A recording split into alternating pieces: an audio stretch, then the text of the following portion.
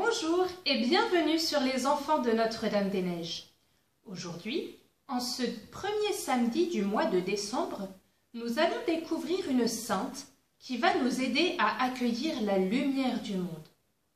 Il s'agit d'une sainte au nom de lumière, Sainte Lucie, représentée au pied de Notre-Dame-des-Neiges. Vous la voyez sur ce tableau, toute jeune, tenant tête à son juge, malgré son jeune âge. Découvrons maintenant sa vie. Sainte Lucie est née dans une famille noble et chrétienne. Très tôt, elle devient orpheline de père. Sa mère, Eutychie, quoique chrétienne aussi, était très attachée à son titre et à sa fortune.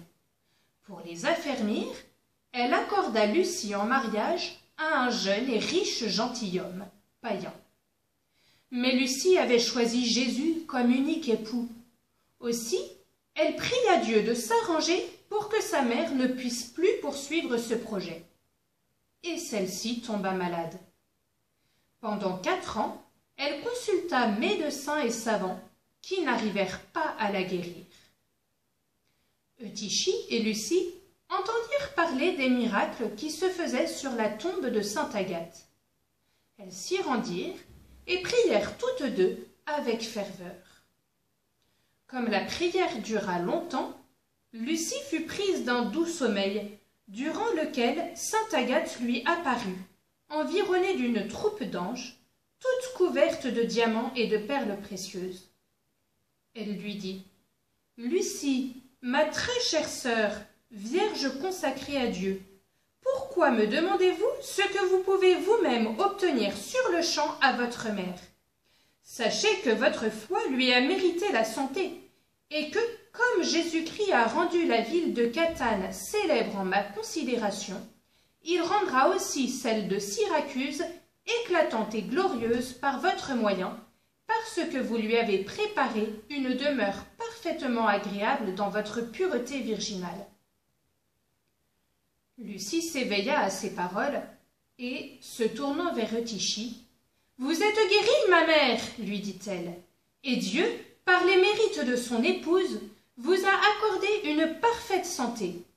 Mais accordez-moi aussi une autre grâce, de ne point me parler davantage de mariage et de me laisser la liberté de me donner tout entière à mon divin époux. » Eutychie s'étant rendue à son désir, elle ajouta : « Je vous supplie donc aussi, ma mère, de me donner les biens qui me devaient servir de dot, afin que je les emploie au soulagement des pauvres qui sont les membres de celui qui possède tout mon cœur. » « Vous savez, ma fille, répliqua Eutychie, que depuis 9 ans que votre père est mort, j'ai plutôt augmenté que diminué les biens qu'il vous a laissés. Je vous les donnerai tous, et vous en disposerez comme il vous plaira. Pour ceux qui m'appartiennent, je suis bien aise de les conserver tant que je serai en vie, et quand vous m'aurez fermé les yeux, vous en serez aussi la maîtresse. » Mais Lucie lui montra que ce n'était pas beaucoup faire pour Dieu, que de ne lui donner que ce qu'on ne peut plus retenir, et que si elle voulait montrer vraiment de l'amour pour Dieu, il fallait qu'elle fasse de bon cœur ce sacrifice durant sa vie, sans attendre après sa mort, où ses aumônes ne pourraient paraître que forcées. Eutychie se laissa gagner par cette remontrance, et, à l'exemple de sa fille, elles rivalisèrent de générosité. Tantôt elle vendait des pierreries, tantôt des ameublements précieux, tantôt de bons héritages, et tout le prix était employé à racheter les captifs, à délivrer les prisonniers, à secourir les veuves et les orphelins, et à faire subsister toutes sortes de nécessiteux.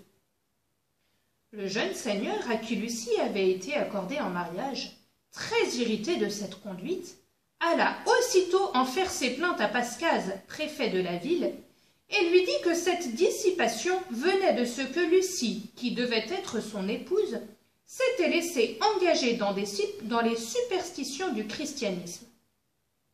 Ce juge l'envoya arrêter à l'heure même, et lorsqu'elle fut devant son tribunal, il n'épargna rien pour la persuader d'offrir un sacrifice à ses dieux. Le sacrifice saint et parfait que nous devons offrir, lui dit Lucie, c'est de visiter les veuves et les orphelins et d'assister les malheureux dans leurs besoins. Il y a 3 ans que j'offre ce sacrifice au Dieu vivant, et il ne me reste plus qu'à me sacrifier moi-même à lui comme une victime qui est due à sa divine majesté. « Dites cela aux chrétiens, répliqua Pascase, et non pas à moi, qui suis obligé de garder les édits des empereurs, mes maîtres. » Vous voulez, reprit Lucie, garder les lois des princes de la terre. Moi, je veux garder les commandements du roi du ciel. Vous craignez la sévérité de vos souverains, et moi, je crains la justice de mon Dieu. Vous ne voulez pas offenser les empereurs.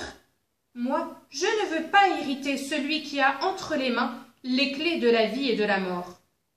Vous vous efforcez de plaire à des hommes mortels, et moi, je n'appréhende rien tant que de déplaire à Jésus-Christ, qui est un Dieu tout-puissant et immortel. Faites tout ce qu'il vous plaira. Pour moi, je ferai ce que je sais être plus avantageux pour mon salut. Sur l'image, nous la voyons pleine de vaillance dans les répliques qu'elle lance à Pascase. Et Pascase est de plus en plus furieux, et les témoins interloqués ne savent trop quoi penser.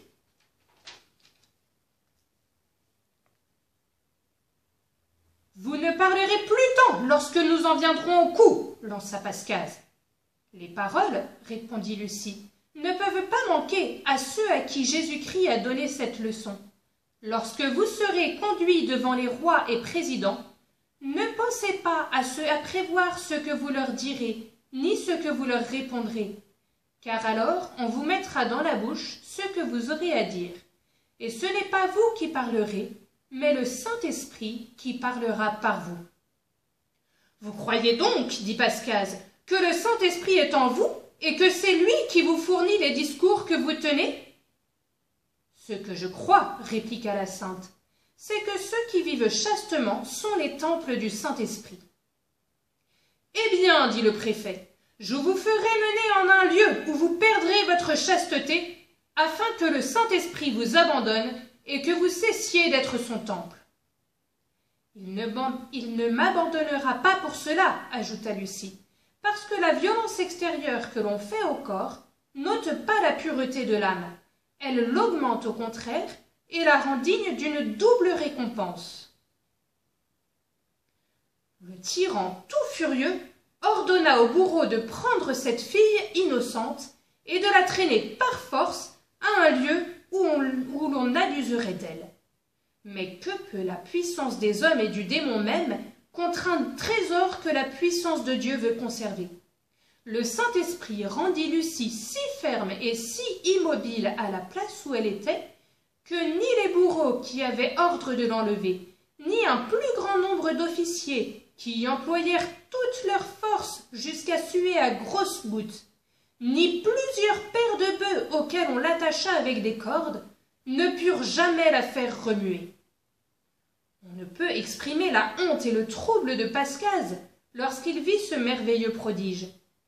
Cependant, n'en étant nullement changé, il fit dresser autour de la sainte un grand brasier et la fit enduire elle-même de pois, de résine et d'huile bouillante, afin que le feu la consumât en un instant. Mais son époux la conserva encore au milieu des flammes, sans aucune blessure, comme il conserva autrefois 3 de ses serviteurs dans la fournaise de Babylone. Cela fit que les bourreaux la tourmentèrent de beaucoup d'autres manières, et qu'enfin ils lui percèrent la gorge d'un coup d'épée. C'est ainsi que sainte Lucie rendit son âme à Dieu, le 13 décembre 303, dans la ville de Syracuse. Elle devint la sainte patronne de cette ville. Écoutons maintenant cet hymne que l'on peut chanter le jour de sa fête, et dont voici le premier couplet. Quand le monde en proie aux ténèbres est tout tendu vers son sauveur, une enfant roulant de lumière en fait paraître les lueurs. Sainte Lucie Lucie est vraiment celle qui nous annonce le Christ. Voici la suite de ce chant. Innocente et chaste victime, glorieuse épouse de l'agneau, que ton exemple en nous ranime les flammes d'un amour nouveau. Vierge qui triompha des flammes, saint tabernacle de l'esprit, de tout péché garde nos âmes dans les périls de cette vie. Hâtons le pas pour la rencontre, que brillent nos lampes en la nuit, vers l'époux que l'Église annonce, entraîne-nous, sainte Lucie. Et c'est ce que nous allons demander au terme de cette rencontre, en nous tournant vers la Vierge Marie, qui pendant 9 mois a porté en elle Jésus.